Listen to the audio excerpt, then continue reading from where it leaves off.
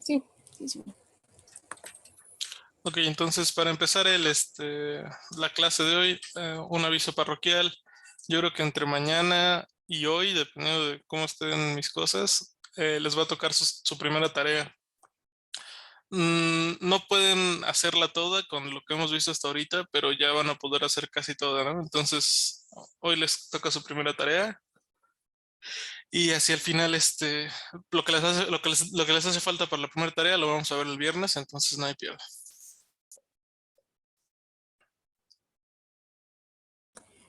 ¿Cuánto tenemos para entregarla? Yo creo que si se las van a tener como más de una semana, o sea, probablemente les deje hasta el siguiente viernes para entregarla o el siguiente jueves, no lo sé.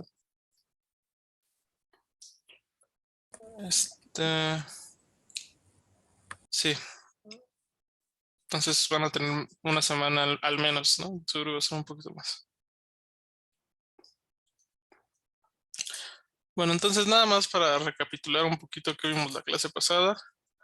Lo que principalmente vimos la clase pasada es que eran los ciclos while, ¿no? Que los ciclos while eran una estructura una estructura computacional de la sintaxis que me permitía hacer código que se repetía, ¿no?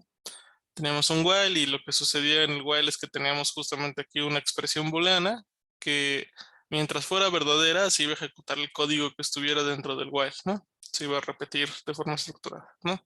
Entonces platicamos de eso, vimos este ejemplito simple de darle unas repeticiones, ¿no? Con una variable lim que va creciendo c y lim nos dice cuándo para, ¿no? Esta es una forma como estándar de los ciclos while. Hay una variable que cuenta cuántas veces queremos que se repita, una variable que nos dice el límite de veces que se va a repetir, y bueno, ahí lo vamos a hacer.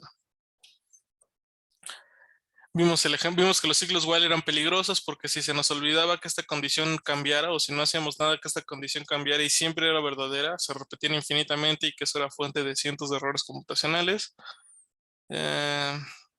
Les enseñé el operador módulo, que es para básicamente el residuo de dividir un entero por otro. Vimos que podíamos utilizar eso y un ciclo while para hacer cosas útiles como imprimir números que son múltiplos de 3, ¿no? Todos los múltiplos de 3 hasta 16, bueno, menores que 16. Hicimos unos ejercicios, bla, bla, bla, bla, ¿no? ¿Qué más vimos? Platicamos un poco de los... Ay, no, esto no era. Platicamos un poco de lo que eran las listas, los arreglos, etcétera, etcétera, etcétera. Les enseñé que las listas nada más eran pues, una sucesión que se agrupaba entre paréntesis cuadrados separados por coma. Para acceder a un elemento de un arreglo simplemente usamos el mismo nombre, o sea, usamos la variable o el identificador para el arreglo, paréntesis cuadrados y un número. Platicamos de las listas que podían tener cualquier tipo de objeto, mientras que un arreglo era solamente de objetos del mismo tipo, ¿no? Platicamos igual de los rangos, que eran esta cosita que se definía así, ¿no? Un elemento inicial, un elemento de separación y un elemento final, ¿no? Entonces, este rango, por ejemplo, platicamos que representaba todos los números que empezaban en 1 e iban de 2 en 2 hasta 9, ¿no? Inclusivos ambos, ¿no? Podía incluía el 1 y si en pasos de 2 se podía llegar hasta el 9, incluía el 9, ¿no? Platicamos de que esto no eran arreglos porque en lugar de representar explícitamente, por ejemplo, aquí todos los números, el 1, 3, 5, 7 y 9 que representan este rango, lo único que hacía computacionalmente la compu era guardar estos tres, ¿no? Entonces en lugar de guardar 5, guardaba 3 y pues, si teníamos rangos en este lugar que fueran de 1 millón de elementos, en lugar de guardar 1 millón iba a guardar a lo más 3, ¿no? Entonces convenía usar rangos en lugar de arreglos porque era eficiente en memoria, ¿no? Platicamos que imprimir un rango no nos enseñaba nada, había que imprimirlo con eso que se llama collect para que realmente lo convirtiera en un arreglo y nos enseñara explícitamente los elementos de eso, ¿no? Entonces, nos agarra mucha memoria, vimos que pueden tener pasos negativos, ¿no? Que también pueden tener pasos negativos sin mucha bronca. Aquí les dejo unos ejercicios de representar con rangos ciertos conjuntos. Vimos cómo modificar arreglos, ¿no? De ponerle con la palabra push, ¿no? Push arlm le agregaba a arg un arreglo, un elemento, ¿no? Vimos que podíamos con insert también darle un índice de dónde lo queríamos poner. Y con delete at vimos cómo borrarlos, ¿no? Vimos cómo convertir o obligar a que un arreglo, o sea, algo que podía ser de objetos del mismo tipo, porque vimos que si teníamos un arreglo y le queríamos agregar o modificar cosas a otro tipo, daba un error, ¿no? O sea, este arreglo tenía puros strings y cuando quisimos convertir uno de sus elementos en enteros, falló, ¿no? Entonces vimos que para obligar, y también cuando quisimos hacer push de un flotante, falló. Entonces vimos que para obligar a que fueran, digamos, a que un arreglo se guardara como lista, tenemos que poner la palabra any, ¿sí? Si le ponemos la palabra any antes, obligaba a que se guardara como lista y así ya podíamos meterle cosas de cualquier tipo, ¿no? Bueno, al final platicamos esto del signo de admiración al final de las funciones y bueno, no importa, ¿no? Vimos ejemplitos, se acabó. ¿Todo bien? ¿Alguna duda con eso de la clase pasada?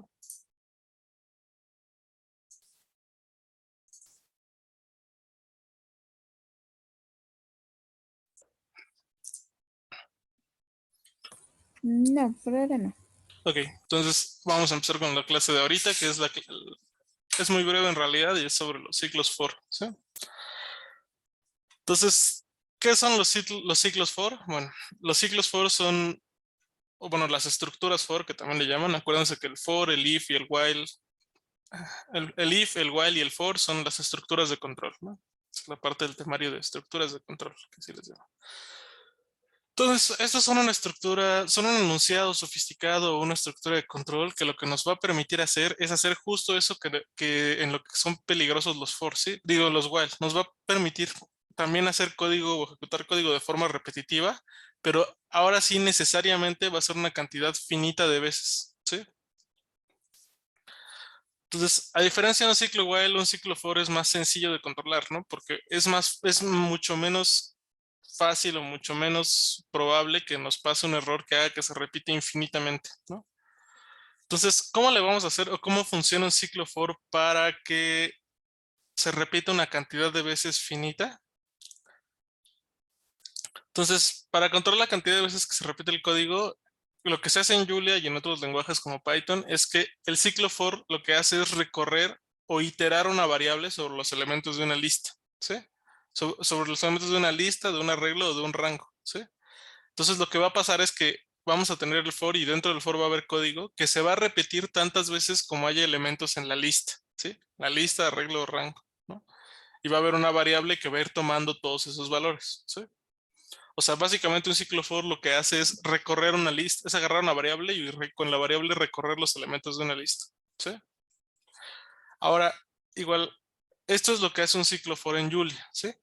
Vamos a dar, la sintaxis es for elemento in lista y va a ir recorriendo, elemento va a ir tomando todos los valores que puede tomar en el arreglo o en la lista y lo que sea, ¿no? Y lo que va a pasar es que, bueno, es como la lista es finita, pues solo va a repetirse una cantidad finita de veces el código y la variable solo va a tomar una cantidad finita de valores, ¿no? Entonces ahorita vamos a ver los ejemplos y sé que con eso va a quedar mucho más claro que con la descripción abstracta. Lo que sí es muy importante que tengan en cuenta, y aquí quizás hizo falta ponerlo en negritas, es que los ciclos for son muy distintos en otros lenguajes de programación, ¿sí? En Julia lo que hacen es esto de ir y repetir una variable alrededor de una lista, de un arreglo, de un rango, pero en el mundo real hacen las cosas de forma distinta, ¿sí?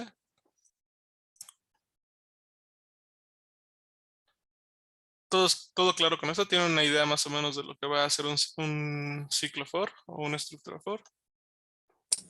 No importa los elementos, ¿verdad? Solo importa el número de los elementos. No, sí va a importar. Sí va a importar qué clase de lista es, qué clase de rango es. Ahorita lo vamos a ver, pero sí, porque lo que va a hacer es, va a agarrar una variable y la va a recorrer por los elementos. Entonces, si tú le das dos listas distintas que tengan distintos elementos, se va a repetir la misma cantidad de veces el código. En eso sí va a ser igual. Pero la variable que existe para que va a ir tomando los elementos no va a tomar los mismos elementos en uno que en otro, ¿sí? Ahorita lo vamos a ver con ejemplos si quieres. Entonces, a ver, déjenme ocultar lo que va a salir del código porque si no se arruina el chiste. Entonces, aquí está, ¿no? Está esta función que se llama primer for, ¿no? Entonces, esa es la sintaxis de un ciclo for, ¿no? Ponemos for y luego usamos esta palabra mágica que dice in, ¿no? Si la escriben van a ver que se pone en morado. For i in 1 a 5, acuérdense que este rango de 1 a 5, ¿qué representaba?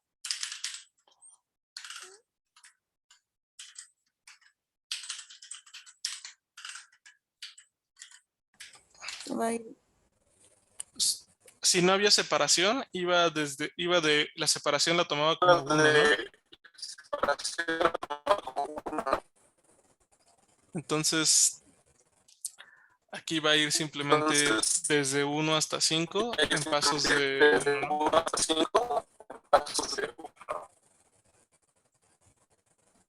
Valeria, ¿podrás apagar tu micrófono? Porque soy un poquito de eco. Gracias.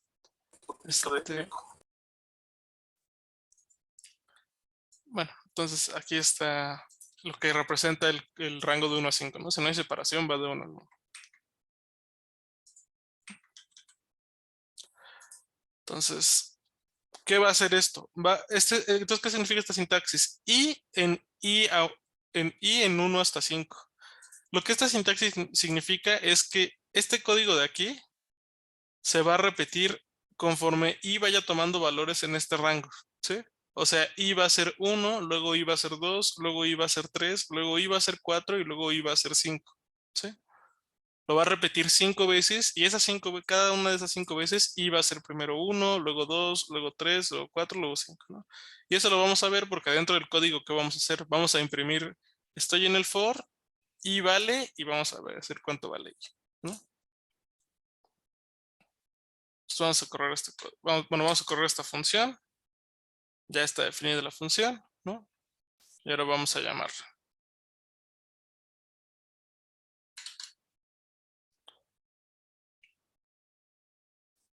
Entonces, sucede exactamente lo que les había comentado, ¿no? Nos imprime, estoy en el for, i vale 1, estoy en el for, i vale 2, estoy en el for, i vale 3, estoy en el for, i vale 4, estoy en el for, i vale 5. ¿Alguna duda con esto?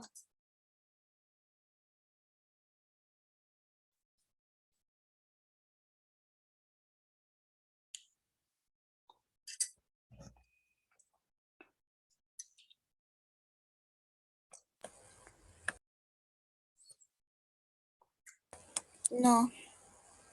Todo- Entonces, solo lo que va pasando es que este allí va tomando todos los valores, obviamente de forma ordenada, en el orden en el que están aquí. Y para cada uno de esos valores se va ejecutando lo de aquí, ¿no? Entonces, luego se ve que son más útiles o que esto está más bonito, digamos, o entendible y hasta legible con ciclo while, ¿no? Aquí no es como de mientras una expresión, cosas extrañas, lo que sea. Aquí directamente nos dice para i en 1 hasta 5, ¿no? En pasos de 1 además, vamos repitiendo esto.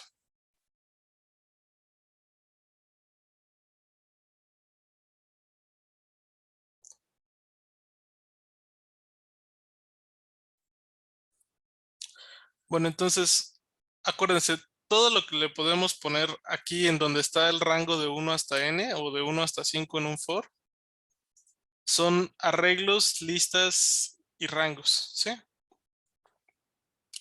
Entonces, obviamente, como son lo que puede estar ahí en un ciclo for y por otras razones que computacionalmente no podemos abordar ahorita, las listas, los arreglos y los rangos, como una variable los puede recorrer o iterar por todos sus valores, ¿no? También esto de recorrer una lista también le llaman iterar una lista. Se les agrupa bajo el nombre de objetos iterables, ¿sí? Un objeto iterable es cualquiera donde podamos recorrerlo, ¿sí? Que es una colección que podemos recorrer de alguna forma, ¿no? Entonces, la pregunta obligada sería, si existen otros objetos iterables, y pues la realidad es que sí, sí existen otros, pero no los vamos a ver por ahora porque no nos interesa, ¿sí? Ni son, pues nos podrán ser útiles, pero no son necesarios para el curso y como no es un curso enfocado en enseñarles Julia ni a programar tan a detalle, pues no tiene sentido conocerlos, ¿no? También en otros lenguajes les llaman a esta clase de objetos contenedores o cosas así, ¿no? Contenedores, pues obviamente porque contienen. Rodrigo Nava me hace una pregunta interesante. Dice, ¿se pueden dar los prints como, y se puede dar, en lugar de que cada iteración del for aquí me imprime 2 líneas, ¿podríamos poner todo en una sola línea? Esa es tu pregunta, ¿no, Rodrigo?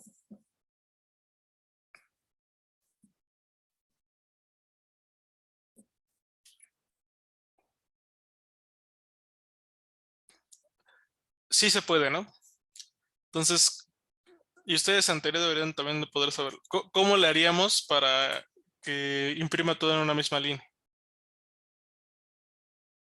O sea, ¿cómo le hace Julia para imprimir este print y vale y luego y en el valor de y en la misma línea?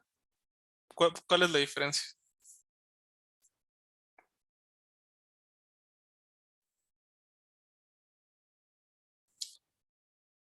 El LN, ¿no? El LN es lo que le dice, sáltate una línea o quédate arriba. O quédate o no te saltes una línea al final, ¿no? Entonces, por ejemplo, ¿qué tendría que hacer para que sí se imprima todo en la misma línea?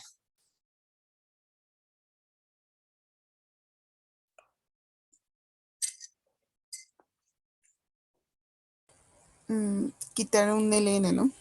¿Cuál LN? Es que no estoy segura si quiero imprimir como estoy en el for y vale uno en una sola línea o que todo salga en una sola línea. No, lo primero que dijiste. Ah, pues imprimir el LNS donde estás. Sí, ¿no? Pues por algo estaba, mañosamente estaba ahí, ¿no? Entonces, si lo pongo así nada más, eso de redefino la función, ¿no? Lo vuelvo a correr y redefino la función. Y ahora corro escribe, estoy en el for i, ¿no? Entonces, para que se vea bonito, pues hay que poner, siempre que nos acordamos que no va a poner línea nueva, terminamos nuestros strings con un espacio, ¿no? Para que se vea interesante. Entonces ahí está, ¿no?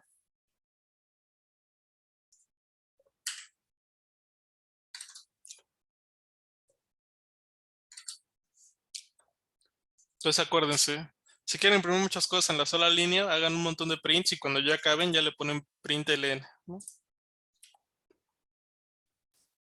Después vamos a ver igual cómo construir strings. O sea, aquí lo que vamos a hacer es imprimir primero un string, luego otro y luego otra cosa. Después vamos a ver cómo todo un string hacerlo, concatenar varios strings y cosas así, ¿no? Pero bueno. Entonces vamos a la segunda función, que es un ejemplo. Rodrigo dice que estaba pensando en cómo utilizar también una sola línea de código. Pues esa justo es lo que te digo. Habría que concatenar, o sea, encontrar la forma de concatenar los strings y todo eso. Por ahora, esto es un poquito más tardado, pero no importa, ¿sí? Además, bueno, esto es como quizás avanzado, pero en muchos lenguajes y en muchos programas grandes y es como en desarrollo de software en general, por lo general les recomiendan que hagan sus líneas tan cortas como puedan, ¿sí? Entonces, pues aquí a lo mejor y podríamos imprimir esto con una sola instrucción, pero sería una instrucción como que se alargaría en este sentido, ¿sí? Entonces luego no es tan bueno para leer código, leer líneas muy largas, ¿no? Se prefiere que dividan las instrucciones en varias líneas para que sea más legible. Eso es una cuestión de estilo, ya después lo haremos. O ya cada quien va a desarrollar su estilo de programación, pues.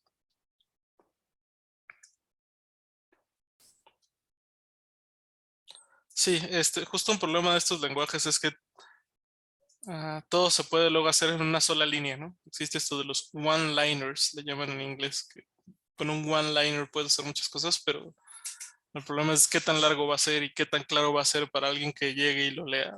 Pues no necesariamente, ¿no? Bueno, tal cual. Vamos al segundo ejemplo de un for, ¿no? Entonces aquí tengo exactamente un for igualito al pasado. Vamos a modificarlo para que quede en una sola línea y se vea más a gusto. Solo que ahora esto va a depender la función depende de un parámetro, de un argumento n, que n es ahora el número de iteraciones del for, ¿no? Porque iba a ir desde 1 hasta n, y obviamente si yo pongo aquí n igual a 3, pues obviamente va a ir hasta va a hacerlo 3 veces, si le pongo hasta 4 va a hacerlo 4 veces, etcétera, ¿no? Entonces, por ejemplo, podemos pedirle que lo haga, primero vamos a empezar con un número tranquilo, ¿no? 7 veces. Pongo 7, en el for y vale 1, 2, 3, 4, 5, 6, 7. Si nos queremos volver locos, ¿no? Pues le podemos poner 1000. ¿No?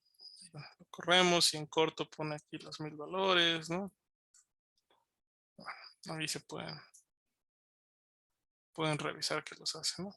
Y igual vean la rapidez con la que puede ir y hacer 1000 impresiones de una sola cosa, ¿no?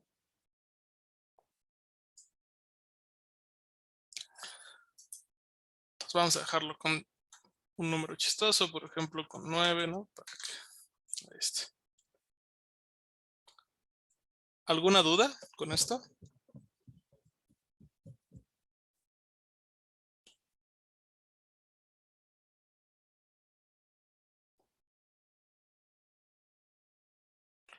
Entonces, vamos a ver ahora sí un ejemplo donde ya lo que vamos a hacer es no iterar sobre una lista. Digo, donde vamos a iterar ahora sobre una lista y no sobre un rango, ¿sí? Entonces, esto claramente fue modificado en caliente en una clase, pero vamos a poner aquí bueno, un arreglo más bien, ¿no? Vamos a definir un arreglo que se llama frutas, que contiene los strings papaya, mango, plátano y melón, ¿no? Entonces, vean que ahora vamos a hacer for f in frutas, ¿no? Y vamos a imprimir. Estoy en el elemento tal y luego imprimimos f, ¿no? Vamos a ver qué contiene f.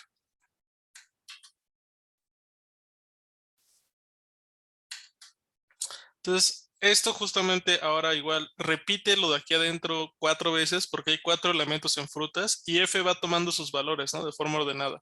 Primero primero imprime papaya, luego mango, plátano y al final melón, ¿no? Entonces, esto es exactamente igual que cuando teníamos aquí un rango, ¿no? Cuando ponemos una lista, hace lo mismo. Va y recorre la lista de forma ordenada y f va tomando los valores que están en la lista.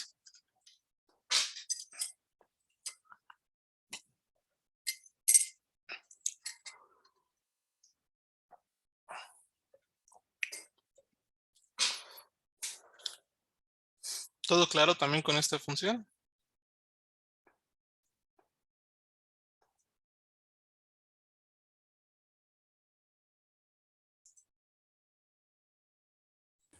En el for pasado, bueno, en los dos pasados, la I es el nombre, ¿no? O sea, el numerito. Y en este es la posición, ¿no?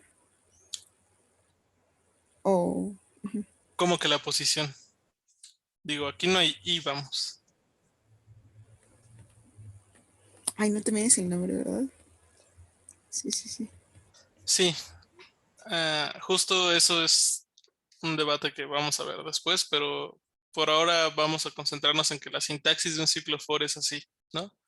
F in frutas y va así derechito y F va tomando los valores, ¿no? Ok, Rey David, bueno, me están preguntando por acá que si le ponemos poner la letra que sea al iterador. ¿Quién es el iterador? A esta variable que está aquí le llaman a veces el iterador, ¿sí? Entonces, lo que va a recorrer, la variable que va a ir recorriendo todas estas cosas, puede tener el nombre que sea, ¿sí? Y obviamente conviene que tenga un nombre explícito, ¿no? Por ejemplo, le podemos poner en lugar de F, fruta, ¿no? For fruta in frutas. Obviamente fruta no es lo mismo que frutas, ¿no? Pero bueno, for fruta in frutas. Y funciona exactamente igual, ¿no?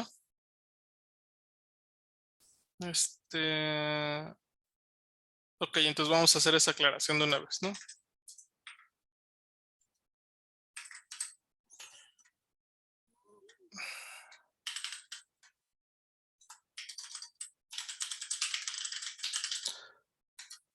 Entonces, la variable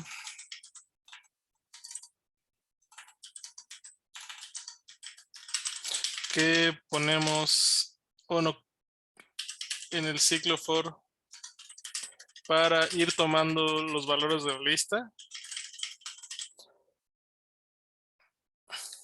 puede tener el nombre que queramos,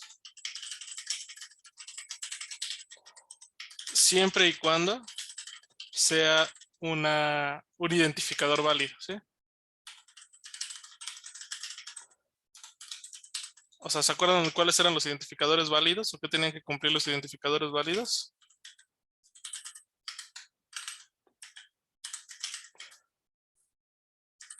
No espacios, no símbolos de operación,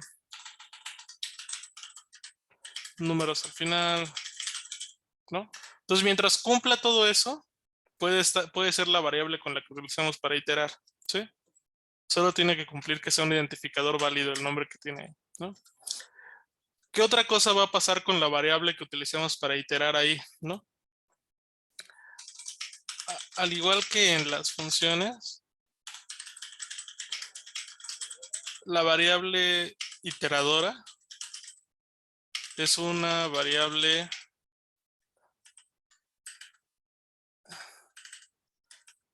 local o muda, ¿no?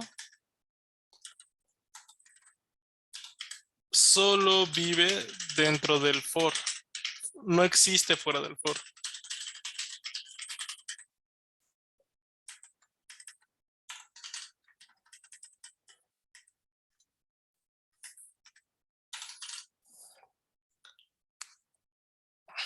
¿Sí? O sea, esta variable fruta solo va a existir dentro del for, ¿sí? Si yo quisiera verla o conocerla fuera del for, ya no va a pasar, ¿sí? Entonces vamos a querer imprimir fruta afuera del for, ¿no?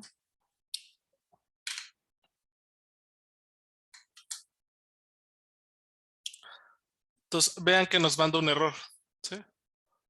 ¿Por qué primero corre esto bien y luego nos manda un error? Pues porque acuérdense que Julia es interpretado en principio, ¿no? Entonces lo que hace aquí es revisa esto y va aquí y dice, ok, for fruta in frutas, bueno, imprimo fruta, esto se vale, esto se vale, esto se vale, fruta es papaya, luego mango, luego plátano, luego melón.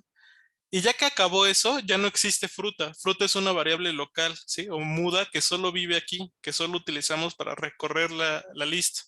Entonces, cuando quiero imprimirlo aquí afuera, me manda este error, ¿sí? Por eso aquí el error en el stack trace me dice, el error está en la celda que corriste en el número 18 en la línea 10, ¿no? Entonces, la celda que corrí en el número 18 fue esta, y la línea 10 es esta, ¿no? Entonces me dice, aquí ya no entiendo dónde está fruta. Ya no existe para mí. Entonces es igual que en las funciones. Si quiero imprimir un parámetro, una función fuera de la función, no existe. Pasa lo mismo con esto, ¿sí?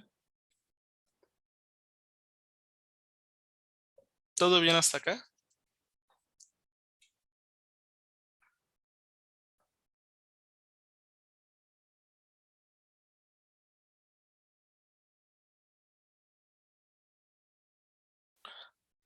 Entonces, acuérdense de esto del alcance de las variables, ¿sí? Esto que estamos hablando de dónde sí existe y que fuera de ahí se borra y lo que se hace, lo que le llaman el alcance de las variables, ¿no? Fruta es una variable con alcance local o una variable local, solo existe dentro del for, ¿no? Frutas, por ejemplo, que está fuera del for, es una variable local para la función porque no existe fuera de la función, pero dentro del for es una variable global, es una variable, digamos, que está fuera, ¿sí? Global. Entonces, digamos, tiene distinto alcance, ¿no? Frutas puede estar en la función y dentro del for. Frutas solo puede estar dentro del for, ¿no? Eso es confuso, digamos, y es una cosa como, pues más o menos avanzada de programación, ¿no? Aquí no nos podemos evitar hablar un poquito de eso. O sea, las variables tienen distintos alcances, distintos lugares donde están definidas y se puede hablar, ¿no? Unos son más grandes que otras, etcétera. Ya a ver, se van a ir acostumbrando con eso.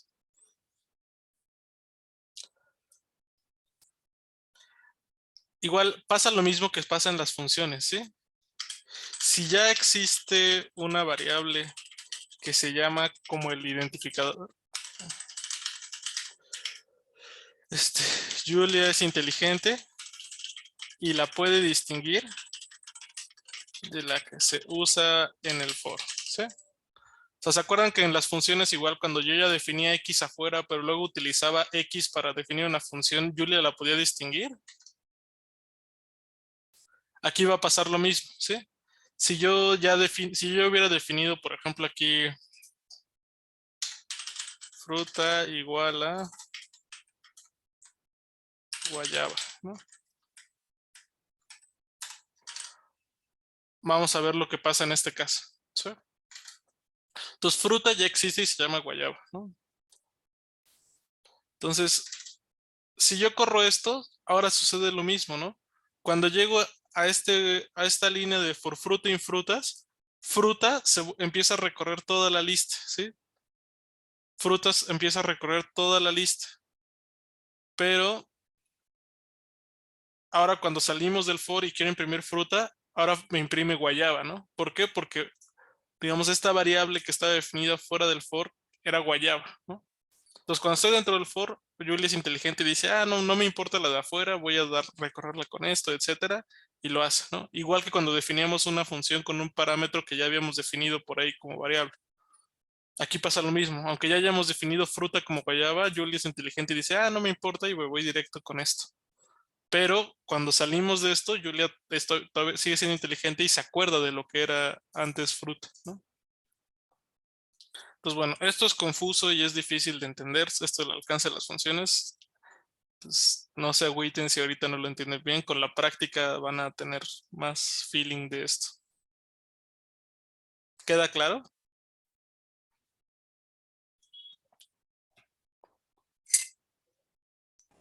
Sí.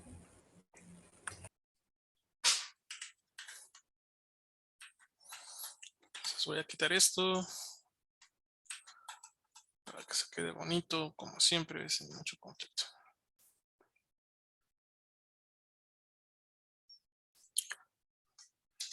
Entonces, bueno, vamos a poner aquí el i para que vean que aquí se da el error, ¿no? Vamos a cambiarle si quieren este nombre a var iter.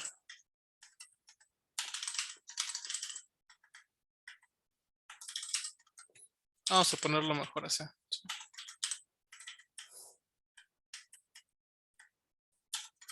Igual esto de cómo separan o cómo nombran variables que son varias palabras y si las separan así con mayúsculas y minúsculas o las separan con guiones bajos, así también es todo un estilo de programación y también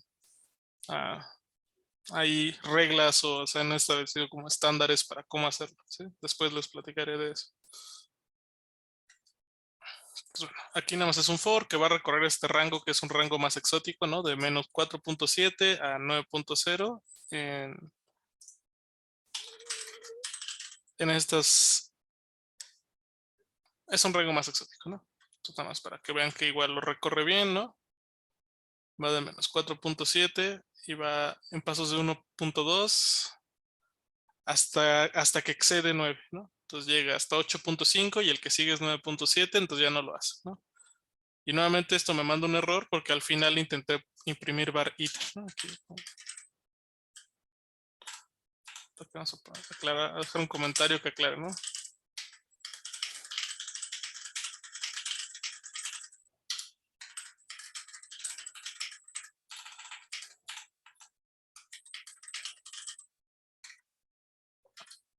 está. Entonces, ahora sí ya vamos a ver una de las primeras cosas útiles o importantes sobre los ciclos for, ¿no? Y es cómo hacer programas o funciones que calculen sumas y productos, ¿sí? Sobre todo creo que las sumas van a ser un ejemplo más simple, pero vamos a ver ahorita cómo hacer programas que hagan sumas y productos. Ok, entonces, bueno, ahora sí viene el primer ejemplo de cosas útiles. Ya realmente un ejemplo mucho más concreto. Quizás el de los múltiplos de 3 también era interesante, pero ahora sí ya esto es mucho más ejemplificable, ¿sí? Entonces, supongamos que quisiéramos hacer la siguiente suma. No, todavía no están en el nivel intermedio de Julia, tristemente. Y no estoy seguro de que al final del curso lo vayan a estar.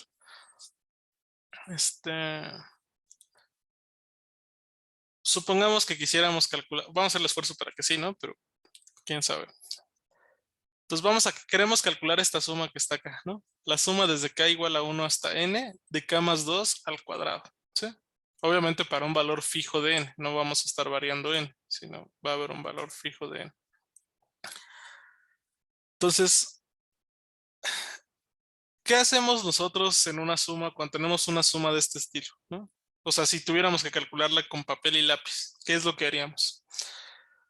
Pues lo que seguramente haríamos si tuviéramos que hacerlo con papel y lápiz sería, o sea, nos dan n, nos dan, por ejemplo, n igual a 5, y lo que iríamos haciendo es ir generando término por término e irlo sumando entre sí, ¿no? Seguramente en el orden. O sea, primero diríamos, bueno, para k igual a 1, esto es 1 más 2, 3, al cuadrado es 9, ¿no? Luego para k igual a 2, esto es 2 más 2, 4, al cuadrado 16. Entonces 9 más 16, 25. Luego el que sigue es k igual a 3, 3 más 2, 5, al cuadrado 25. Con el 25 anterior se hace 50.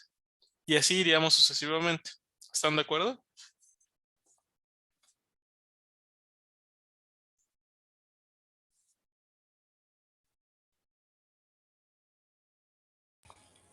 Sí, todo bien. Entonces vamos a engañar a la computadora para que haga ese mismo proceso, ¿no? Vamos a hacer ese mismo proceso en la computadora. Entonces, lo que vamos a hacer es exactamente lo mismo. Vamos a definir, digamos, una variable donde vamos a ir guardando la suma, ¿no? Donde vamos a ir sumando los términos nuevos. Y luego, ¿qué vamos a hacer con esto desde k hasta n? Vamos a hacer un for que va a ir desde 1 hasta n y va a ir generando los términos, ¿no? Va a generar los términos y cada que genere uno se lo va a sumar a los que ya existen. ¿Sí? O sea, vamos a hacer una función que haga la suma que les decía, ¿no? Va a generar cada uno, 1 más 2 al cuadrado, 2 más 2 al cuadrado, y los va a ir sumando, ¿sí? Entonces, ahora vamos a hacer una función que ahora va a ser útil, ¿no? Todas estas funciones de acá atrás habían sido vacías, no tenían return ni se evaluaban a nada, solo hacían un montón de instrucciones. Ahora sí se ve una función útil para calcular la suma, ¿sí?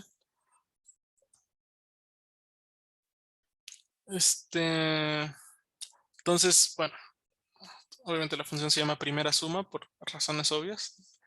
Entonces, lo primero que hay que hacer es definir una variable para ir guardando la suma total, ¿sí? Entonces a esa variable hay que irla tomando, vamos a irle sumando cada término y la tenemos que empezar en 0, ¿sí? ¿Por qué la tenemos que definir desde un inicio como 0? Porque 0 es el neutro de la suma, ¿sí? Entonces, si yo a 0 le sumo lo que sea, me da lo que sea, ¿no? No afecta en nada que yo le sume algo, ¿no? Si yo le empezara en 1 o en -3 o en lo que sea, ahí sí afectaría. Tiene que empezar en 0 para que todo lo que le vaya sumando no afecte, ¿no? Entonces, ya aquí yo ya definí suma igual a 0, ¿no? Ya que tengo suma igual a 0, ¿qué tengo que hacer? Pues tengo que generar todos los términos que van desde k hasta n, ¿no? Que van desde 1 hasta n, ¿no? Entonces, hago un ciclo for que dice para k desde 1 hasta n, o sea, k va recorriendo desde 1 hasta n, y le tengo que añadir el késimo término a esta variable de suma, ¿no? ¿Quién es el késimo término? Es este de acá, es k más 2 al cuadrado, ¿no? ¿Y cómo se le añado a suma? Pues simplemente redefino que suma va a ser lo que sea que existe en suma, ¿no? Porque quiero también pues, ir guardando lo que ya había, y a eso le sumo k más 2. Bueno, k más 2 al cuadrado, ¿no? De hecho, vamos a hacerlo si quieren más despacito. Vamos a hacer una variable que se llame término, que sea k más 2 al cuadrado.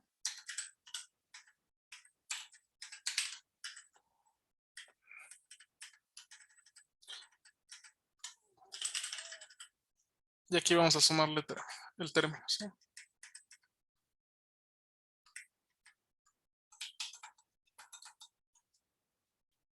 Ay, no. A ver, espérenme tantitito. Bueno, ahí está. Suma más término. ¿Va? Entonces creamos aquí en esta línea 8 y 9, o en la línea 9, el késimo término. Y luego sumamos el késimo término a la suma total, ¿no? ¿Alguna duda sobre lo que está haciendo este programa o sobre lo que va a hacer?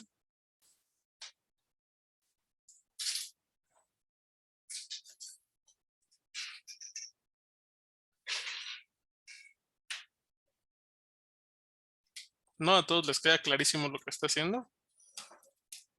Si quisiéramos obtener el késimo término, eh, o sea, pero solo uno.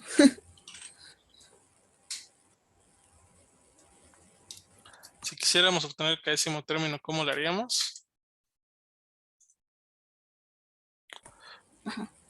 Pues justo, pues el décimo término lo pueden obtener explícitamente, ¿no? Pues, o sea, si quieres, por ejemplo, el término 5, pues es 5 más 2 al cuadrado, ¿no?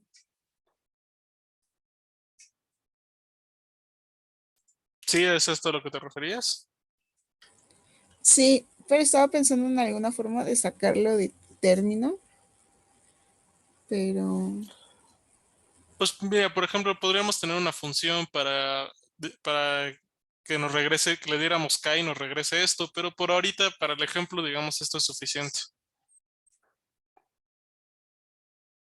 ok. Eh, Me preguntan igual en el chat que si para estas operaciones siempre necesitamos empezar con el neutro de la suma. Sí, porque si empezamos con cualquier cosa va a alterar la suma, ¿sí? La variable siempre tiene que empezar con el neutro de la suma.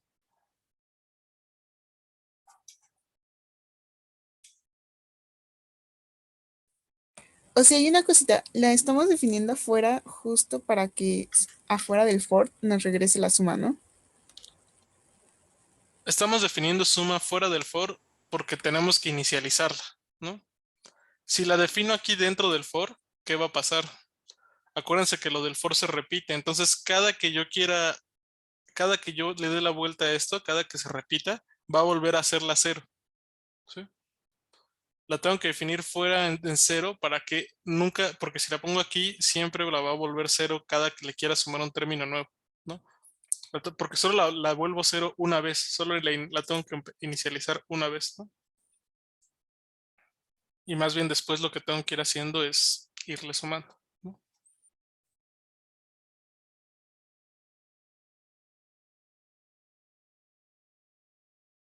Sí, me expliqué un poquito. Sí, sí. Bueno, los demás ya están listos para. ¿Tienen alguna otra duda también? O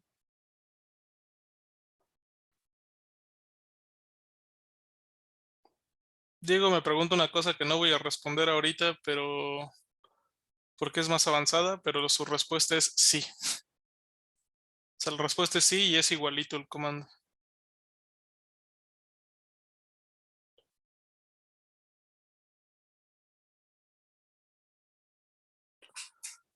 Este,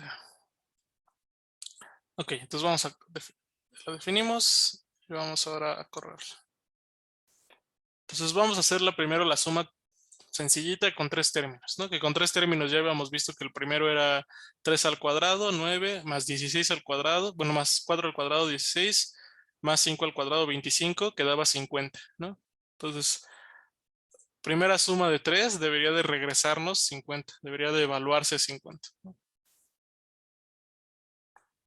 Y ahí está.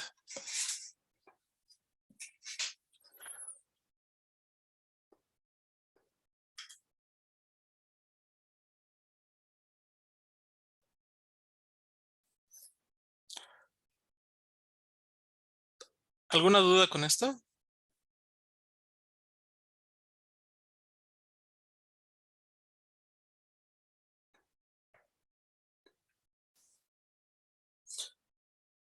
Entonces, claramente, digamos, hacer la suma de 3, nosotros también lo hubiéramos podido hacer fácilmente a mano, pero ¿qué pasa si queremos hacer la suma de los primeros hasta 200, ¿no?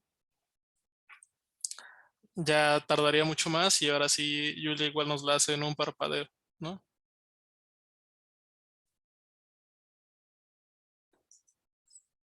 Y bueno, no, pues ya es obligatorio ponernos a jugar para ver hasta dónde podemos llegar y que nos la haga más o menos rápido, ¿no? Pues con 10,000 también es muy rápido. A ver, unos 100,000, yo creo que ahora sí ya se va a tardar. Bueno, con 100,000 igual va a ser relativamente rápido. Igual esto depende de la potencia de su compu, ¿no? Acuérdense que hay que jugar con las magnitudes de forma cuidadosa, pero bueno, ahí jueguen para que conozcan qué tan potente es la compu, o no su compu, ¿no? Sí, Julia, sí, en efecto es como el rayo McQueen. Bueno, más o menos, es como el rayo McQueen por ahora, ¿no? En el mundo real hay pues muchos otros coches, como estos, como los ricos que le competen al rayo McQueen y así, pues sí hay de esos, ¿no?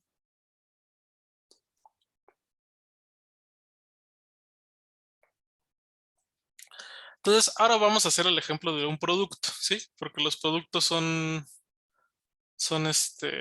son un poquito más interesantes y también son mucho más difíciles que hacer porque multiplicar es pues, complicado, ¿no? Entonces, supóngase que quisieran hacer un producto, ¿sí? En lugar de hacer una suma, quisieran hacer un producto así de, obviamente, productear varias cosas, ¿no? Multiplicar un montón de cosas entre sí. Entonces, vamos a hacer exactamente lo mismo que hacíamos en un ciclo for, digo, en la suma, ¿no? Vamos a inicializar una variable para guardar el producto. Luego vamos a hacer un ciclo for para ir generando los términos y irse los multiplicando al producto, ¿sí?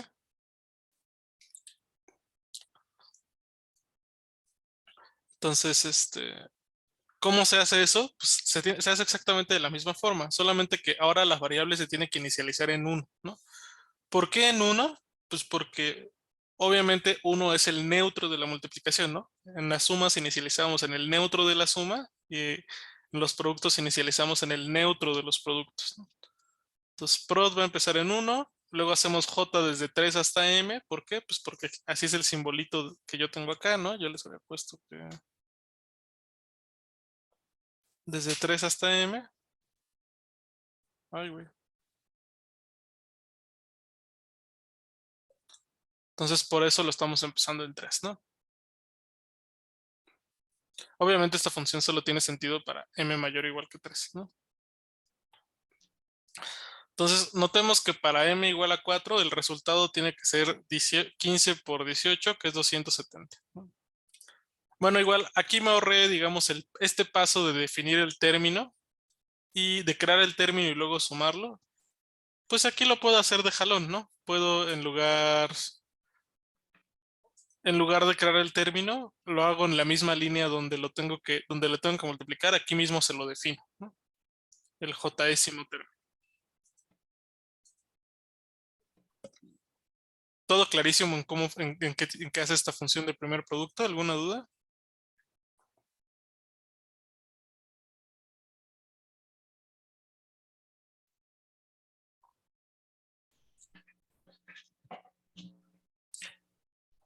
Intentaron hacer el producto en 1 y sale negativo. Sí, eso es porque la función no tiene sentido más que para m mayor o igual que 3. Eso tiene que ver con que si pusiste 1 aquí, el rango intentó ir de 3 a esto de forma negativa y bueno, por eso hace cosas extrañas.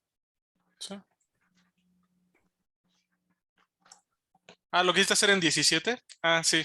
Ahorita les voy a explicar por qué pasa eso. Y también por qué pasa de lo de que si le dan muchas sumas, si le dan un número muy grande a la suma, también se vuelve negativo. ¿Sí? Ahorita vamos a ver. Nada más, esto tiene sentido, ¿no? Vamos, ya lo definimos y vamos a correrlo con 4. Y ya, tiene ahí 270, ¿no? Que es justo 18 por 15. Ok, bueno, eso funcionó, perfecto.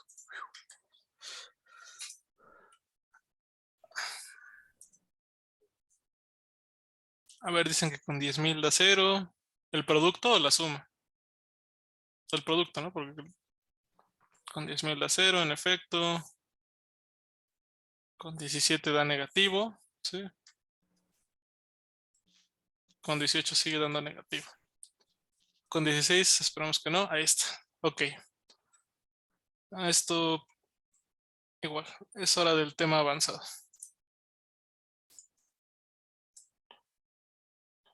Pues vamos a dejarlo aquí con el 16 bonito. Y ya vamos a ponerlo aquí.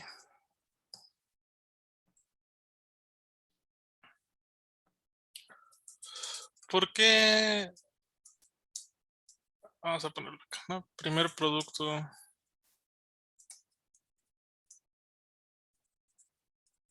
de 17 es un número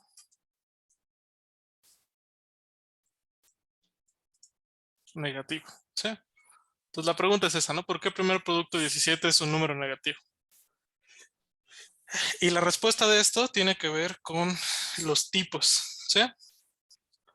Entonces sabemos que en Julia, por default, un entero es un entero. Se guarda en un tipo int64, ¿no?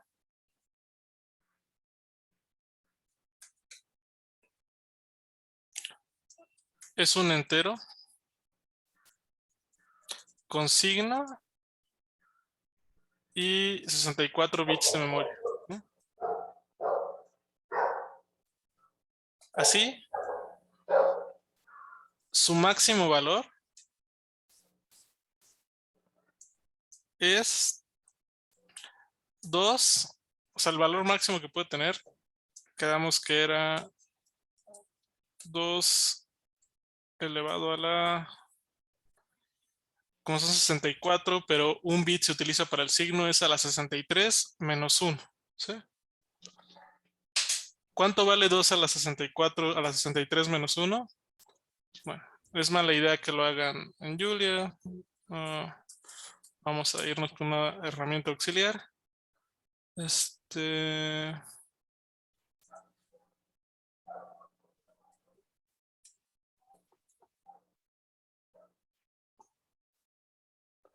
2 a la 63 menos 1 es este numerote, ¿no? Es 9 billones. 9 billones de veras, ¿no? O 9, bueno, más bien 9 trillones, ¿no? 9, 6 cifras, 6 cifras, 6 cifras, ¿no? Entonces, si se dan cuenta, mm, espérame.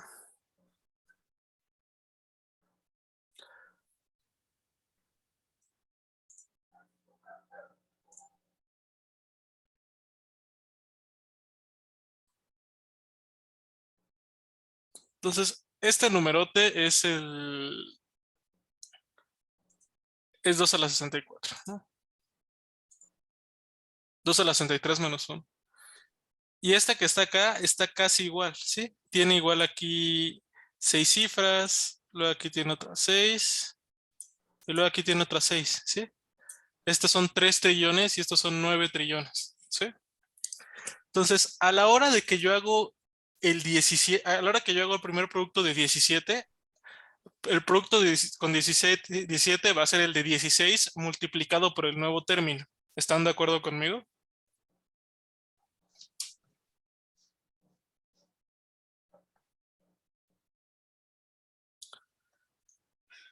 Entonces, a la hora que yo quiero multiplicarle un número a este, va a exceder, o sea, si lo multiplico prácticamente por 3 o por, no sé, por lo que sea, o sea, por 3 o 4, ya va a exceder este numerote de acá, ¿sí?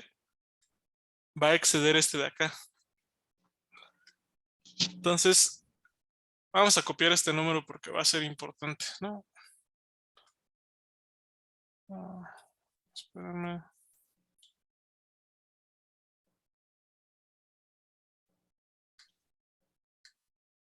Ahí está.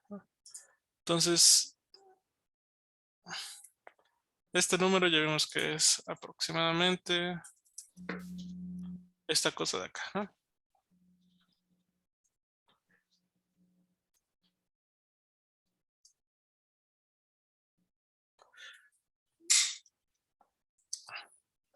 Entonces, esto, bueno, aquí estaba, ¿no? Con 16 funciona bien, ¿no? Y si hacemos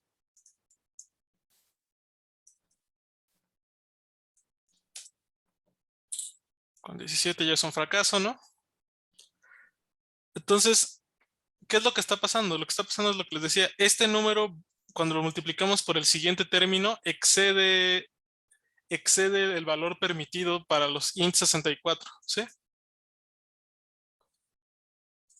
Entonces, cuando tenemos un entero, tenemos una variable int 64 y lo operamos y el resultado de eso excede este valor máximo,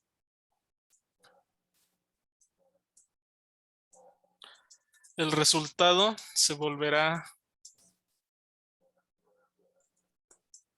negativo, ¿sí? ¿Por qué se vuelve negativo? Bueno, si se acuerdan también en las primeras clases les platiqué que la memoria de la computadora es binaria, ¿sí? Entonces, cuando uno está haciendo estas operaciones aritméticas, la computadora en el nivel más bajo lo que está haciendo es operarlas binariamente, ¿sí? Sabe descomponer la multiplicación de dos enteros en una operación binaria de lógica, ¿no? En lógica proposicional dice, el circuito que multiplica dos ints y me regresa otro int es así, ¿no? Y lo implementa y lo hace, ¿no? Entonces, cuando yo hago esto con un número que lo va a exceder, Julia igual lo hace. Julia no se fija, Julia no se puede parar, digamos, a fijar y decir, esto se va a exceder así, porque si hiciera eso todas las veces que hace una multiplicación, sería muy lenta la multiplicación. Entonces Julia la hace sin fijarse si va a exceder el límite o no, y hace el circuito, o sea, el procesador hace el circuito para hacer esto y lo computa. Pero como excede esto, lo que sucede es que el bit que se utiliza para el signo lo cambia. Como el bit que se utiliza para el signo generalmente es el primer bit de todos los bits que hay para el número, va a cambiar, ¿sí? O es el último. También creo que es el último, más bien. Como es el último y operar esto cambia ese bit, vuelve esto negativo y el resultado ya no tiene sentido, ¿sí? Pasa lo mismo con la suma. Cuando la suma excede cierto valor, por ejemplo, seguramente con 1.000.000 ya va a pasar, o con 10 millones, o eventualmente, no lo sé. Bueno, con la suma está más difícil que pase, pero ahí está, ¿no? Con un montón de millones ya pasó, ¿no? Se volvió negativo. Pasa lo mismo. La suma la descompone en binario y en operaciones lógicas. Entonces, cuando operamos muchísimas cosas, eventualmente el bit que tiene el signo por ahí, el bit que se utiliza para guardar el signo, se escribe, se sobrescribe en las operaciones, ¿sí? Entonces, el resumen es que cuando cuando una operación va a exceder el valor máximo, el resultado se volverá negativo o hará alguna otra cosa extraña, ¿no? Esto se le conoce como un error de overflow, ¿sí? No les puedo explicar como bien a detalle por qué se llama overflow, pero lo que quiere decir es que ya no tenemos bits para hacer la operación, ¿sí? Hay un sobreflujo de bits. Ya no nos caben bits para hacer la operación en nuestros numeritos, entonces los resultados no tienen este sentido ya, ¿sí? Entonces, estos errores son difíciles de predecir, y la única forma de tratar de evitarlos es siempre tener una idea de siempre usar tipos que serán lo suficientemente grandes para guardar nuestros resultados, ¿sí? Entonces, los errores de overflow son muy feos porque pues, son difíciles de diagnosticar y por lo general pueden hacer estas cosas raras, ¿sí? Entonces, esto es un ejemplo, esto es feo, ¿no? O sea, es feo que se vuelva negativo, pero la única forma de evitarlo es siempre saber más o menos cuáles van a ser el resultado de nuestras operaciones o tener una idea de en qué orden de magnitud van a estar y siempre utilizar tipos que puedan guardar todo, ¿no? Entonces aquí un entero de 64 bits no es una buena opción para hacer este producto, porque eventualmente con 17, que es un número bajito, se cayó, ¿no? Esto tiene que ver porque este producto en realidad, si lo resolvieran analíticamente, está relacionado con un factorial y con un 3 a la m y con un 6 a la m y cosas así. Entonces se vuelve muy grande muy rápido, ¿sí? Los productos con factorial, el factorial crece muy rápido. Entonces vamos a ver que hay otros tipos, hay un tipo más grande especial para guardar ints. Sí, sí hay un tipo más grande, hay una cosa que se llama Big Int, que lo que hace es que va guardando, eh, tiene básicamente bits infinitos, ¿sí? Va guardando tantos bits como necesite. ¿Y cuántos pueden llegar a estar? Pues tantos como tengan en su memoria RAM, ¿no? Y también lo hace de forma inteligente, es más delicado que solo ir robando bits de la memoria RAM, ¿sí? Entonces, no se preocupen, eso lo vamos a ver cuando veamos el factorial, vamos a platicar un poquito de eso. Por ahora, basta con que sus funciones tengan sentido para valores chiquitos, ¿sí?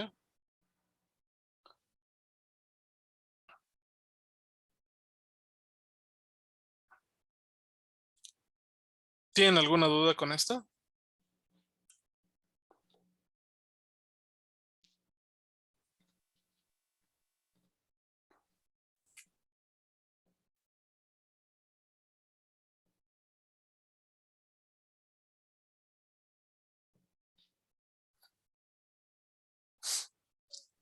O sea, bueno, y la respuesta a lo que igual preguntaba César, de qué tan probable es que se necesite hacer un producto o lo que sea, pues depende mucho del contexto y depende mucho de saber en qué estás operando y así. Entonces, este es uno de esta es de estas cosas difíciles de la programación, de la vida real, vamos.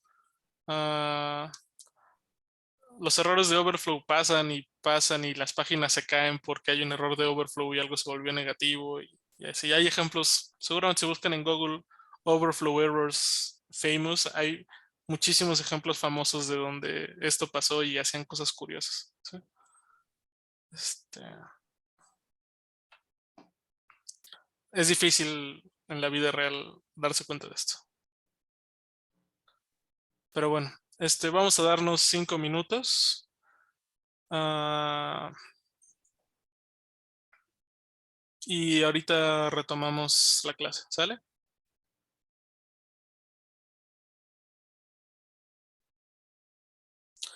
Aquí en el notebook, digo, vienen unos ejercicios, pero ahorita para darle continuidad a la clase, véanlos al rato con Leo y y lo reviso. Sí, o sea, hay muchos ejemplos de los errores de overflow, ¿sí? Este pánico que había en el 2000 porque las computadoras iban a dejar de funcionar era porque había un error de overflow, porque el tiempo se mide de una forma especial en las compus y en el 2000 justamente iba a llegar al límite, iba a generar un error de overflow, eso. Bueno, no, más bien en el cómo se formatean las fechas, iba a haber ahí un error de overflow. El día que realmente llegue y haya un error de overflow con cómo se mide el tiempo en las computadoras, todavía no llega, pero también va a llegar y también hay preocupación por eso.